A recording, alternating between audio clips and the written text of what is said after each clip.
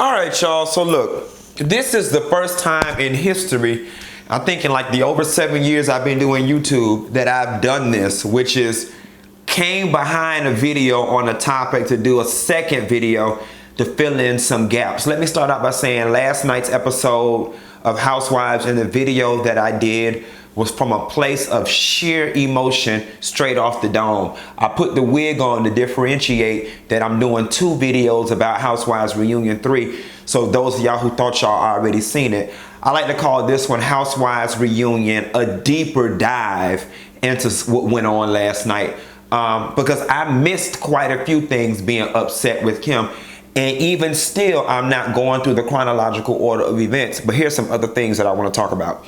Number one, last night I totally missed the fact that how beautiful it was at the end of the reunion when they did the little rose ceremony to see those black women put their differences aside and come together as a collective to celebrate what they've accomplished. And what they've accomplished, for those of you guys who are unaware, is basically being one of the most influential in fashion and entertainment reality TV shows to date known to man. One of the highest grossing, one of the longest running. Like, these are all awards and accolades that this group of women, in particular, the core group of women, you know, the Sheree, the Nenes, the Candies, Sheree and Cynthia, and even Portia at this point have been able to accomplish. And we cannot pretend like Kenya joining the cast did not round things out and she didn't add some history-making moments in there too. That was a huge historical feat that needs to be celebrated, okay? And I'm glad I'm starting with this point because it drives me into some of my other points about the Housewives. I don't know if y'all remember Kim's departure from Housewives when she was pregnant and making all those excuses about not filming. Okay, production was halted for a week or two because the ladies band together and said it's unfair that she gets to skip tapings or come and leave, but she's still getting her check and we're doing all the work, okay? So remember that final scene when Kim storms out the restaurant in the blue dress and Croy is outside and he hits the camera, get that fucking camera out of our face? Okay, that was Kim's exit from Housewives. But she was still positively rewarded for not participating and positively rewarded for feeling that she was above having to do as much work as those ladies did because she was given her own show, okay?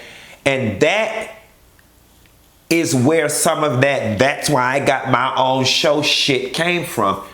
Again, it's that privilege shit. It's that I felt like working over here with y'all was some bullshit. I didn't want to do it. And guess what? I left. I'm over here. I got what I wanted. And it's still making the same amount of money. And what? That's what that was, okay? Now that we've unpacked it. And that's why it makes the fact that those ladies were able to unify and celebrate 10 seasons so impactful. So that's one thing. This is the next thing that I want to move into with Sheree. Now that I've been able to put my emotions aside and think about what really happened this season and last night. Sheree aligned herself with Kim in an effort to malign Nene and got nothing for it. As a matter of fact, the shit did a spin flying kick and backfired on her ass. And I just want to point out to y'all something.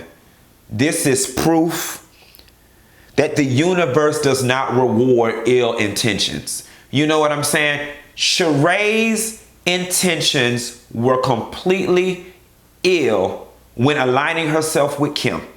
And I knew something was wrong when Sheree filmed that scene with Candy. They were having lunch towards the end of the season. And Sheree kept saying, well, don't you think Nene should do this? And don't you think Nene should apologize? Well, do you think Whitney, the rape joke, when they were having a conversation about the rape in the tour. And Sheree was just harping on, well, don't you think Nene should be let go? Don't you think this should have? I was like, oh, that just feels like it's not coming from a good place, and sure as shit stank. But the beautiful thing about it is the universe took care of Sheree. And here's what's fucked up.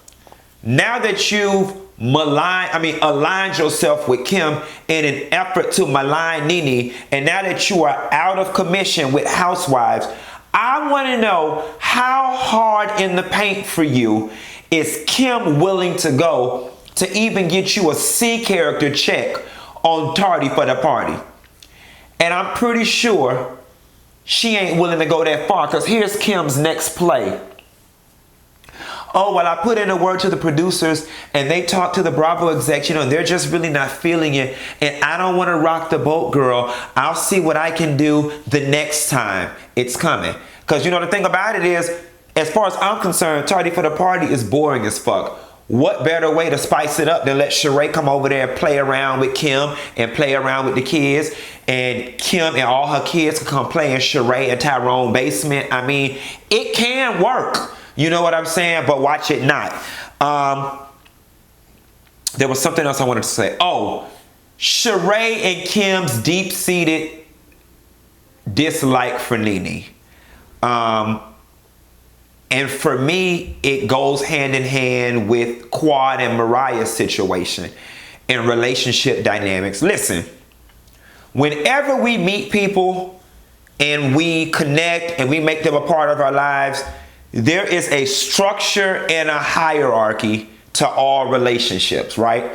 Like, I've got certain groups of friends where I'm the ringleader and I control where we gonna eat at tonight, what club we going to. Then I've got other groups of friends where I'm more subordinate in the role, and Mike or Keisha might be like the alpha dog in that pack, right? And so what happens a lot of times in relationships is when that dynamic changes or shifts, it gets very uncomfortable for the person who was in power to now be the subordinate. Let me explain. Nene was, honestly and truthfully, Kim, but more so Sheree, did not ever respect or think much of Nene. As far as Sheree was concerned, I am the rich, fabulous, beautiful Sheree Whitfield, who's a part of the elite of Atlanta. And Nene is the country girl from Athens that we don't know how she got in the party. Okay? If y'all look back at season 1, it was Nene, in a sense, chasing behind Sheree.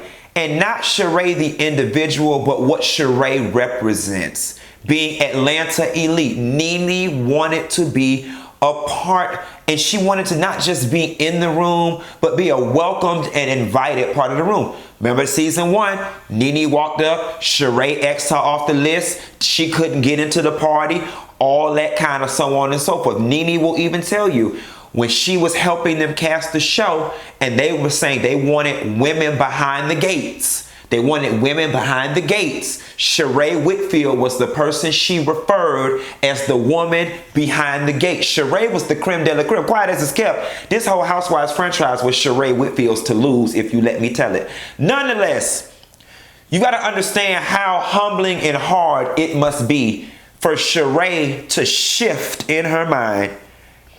For 10, 12, 15 years, Nene has been the person that I can treat any kind of way, pick her up and put her down when I'm ready. We invite her to some parties, but don't invite her to the real nice ones. And now Nene is the gatekeeper and Sheree can't get in. That's a hard pill for a lot of people to swallow, okay? And it's the same dynamic shift with Quad and Mariah. Mariah was the queen bee. Mariah never thought anything of Quad. Quad was, in her mind, the little projected little drug dealer girlfriend from Memphis who needed an escort into the life. Quad became the crowd favorite. She became the network favorite. And now Mariah's like, whoa, whoa, whoa, this is uncomfortable. This is not the relationship I'm used to, nor is it the relationship I signed up for. And so that being said, that's why Chara, in my opinion, has such a deep-seated, anything I can do to help knock Nene down a peg. And she's just got to accept the fact that the tables have turned. Same thing with Kim. And I'm not trying to make it a race thing, but I do believe, God, I know that all white people are not racist, okay? I know that. And I know that all white people are not the same. But I do feel comfortable saying, in general, white people know, feel, and understand that their skin color is currency. And I do believe, not as individuals, but as a collective, that, you know, white people feel like they have a leg up on black people solely because they're white. And in part, they're correct. Not because they are superior, but because systematic oppression and racism. Whole nother conversation. With that being said, Kim, in my mind, has always felt she was better than Nene. Then, not to mention, Kim was the rich, fabulous white girl that was going shopping, able to just write checks for Escalades like that. And at that time, Nene couldn't do it. Nene and Greg couldn't do it. So the dynamic of the relationship was, I'm the rich, fabulous one, and you're the funny one. But I'm still kind of here, and you're kind of here. The dynamic has changed now. Now Nene is all the way up here. And Kim is still where she at or even lower. And Chara down to the ground. Round and round we go. Scrub the ground. She down there like Doodoo Brown. And if I'd have had some pants on right now, I'd have stood up and did it. Y'all probably still want to see it anyway. I almost did it too. I'm classy. So that being said, you've got Kim's innate, I'm white and I'm better than. Not to mention, she make more money than me. She's got more power than me. That's a hard pill for them hoes to swallow. And that is why Kim tries to invalidate everything Nene does. Yeah, you got a nice house, but it ain't that nice. It got roaches. Yeah, you got a car, but you got a Rolls Royce, but it ain't a real one. It's a rental Rolls Royce. Like, of all the things you can attack Nene on, you only attack her on the material things that she has that are greater than what you have, and that shows your true intentions. I mean, quiet as it's kept, and this is no shade to Nene because I love her to death. You can fire up on Nene kids. You can fire up on Nene's relationship with her mama. You can fire up on Nene's relationship with her daddy and Curtis. Like, Nene got a lot of holes in her life that you can really, really get her on if you really wanted to hurt her. But you so stuck in the money, the material, the power structure, the hierarchy, that your mind only goes to the material things because you're trying to invalidate her to make you feel better about yourself. I'm glad we did this deeper dive. Let me move on to Kim really quickly before this gets long and lengthy. Weaponized tears. That's what it was. And I saw some comments because Nene retweeted my previous video. And obviously a lot of her white following got a chance to look at it. And I got a lot of pushback from a lot of them, you know, because they were like, we look at this video and in the first 10 seconds, you're saying, dear white people, this is the issue that we have with that. I don't take it back.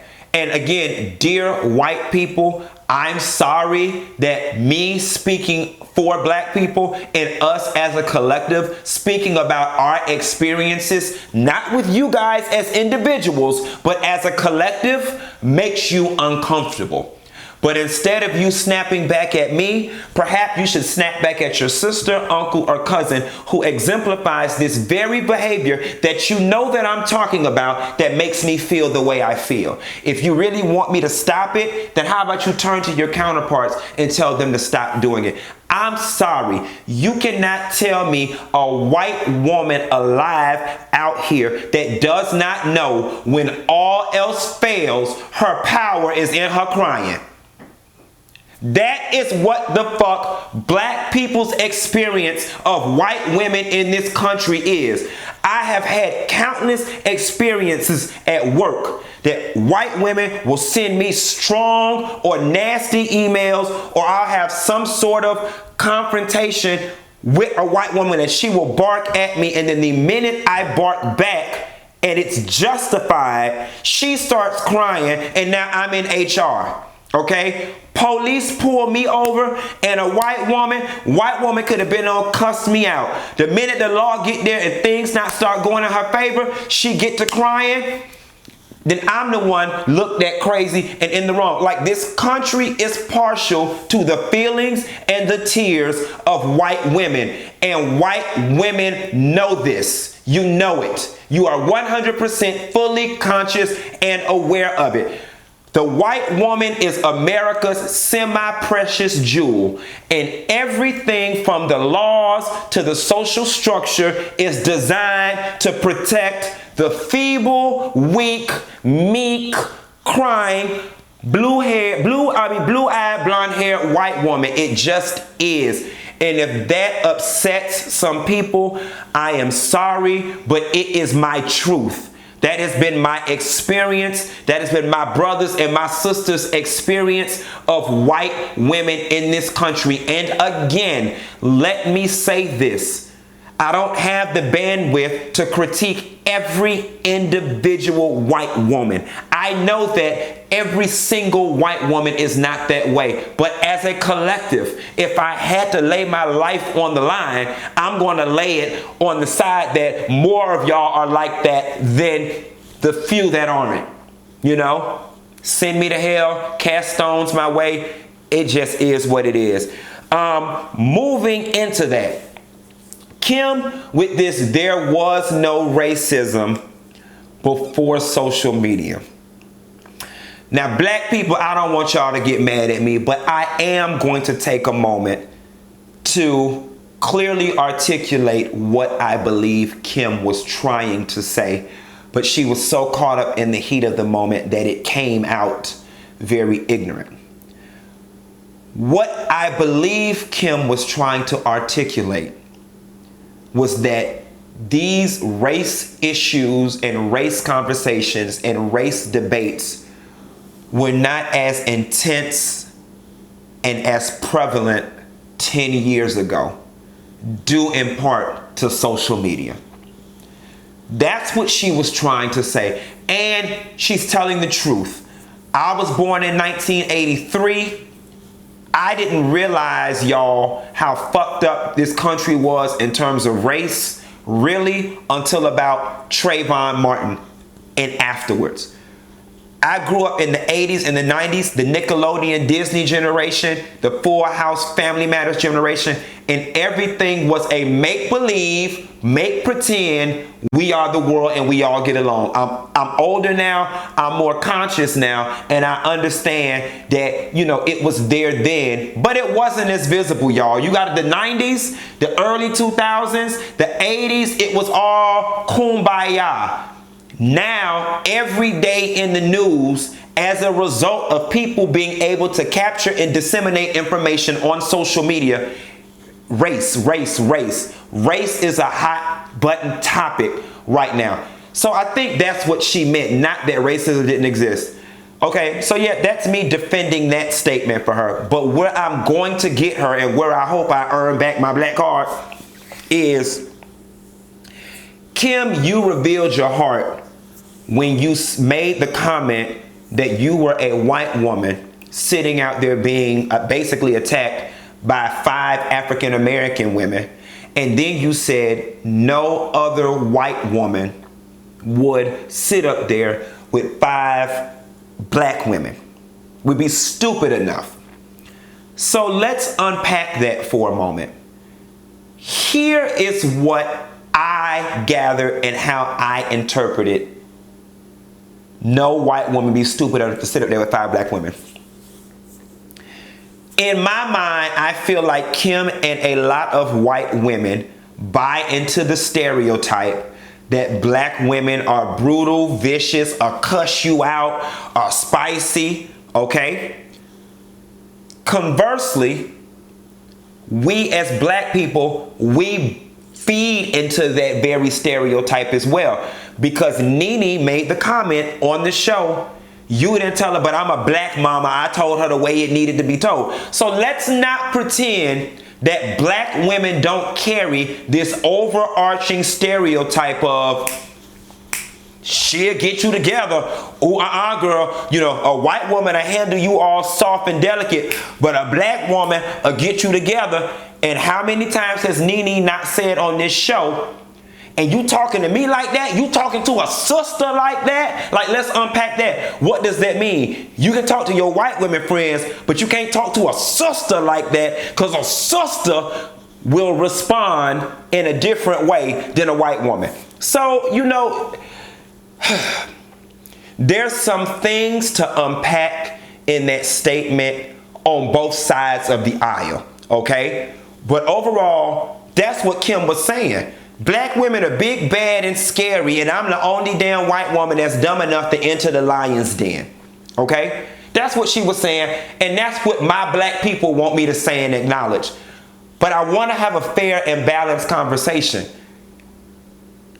Is it wrong that white women as a whole buy into that scary black woman, angry black women stereotype, and when it suits our fancy, we as black people buy into the white women being weak and feeble?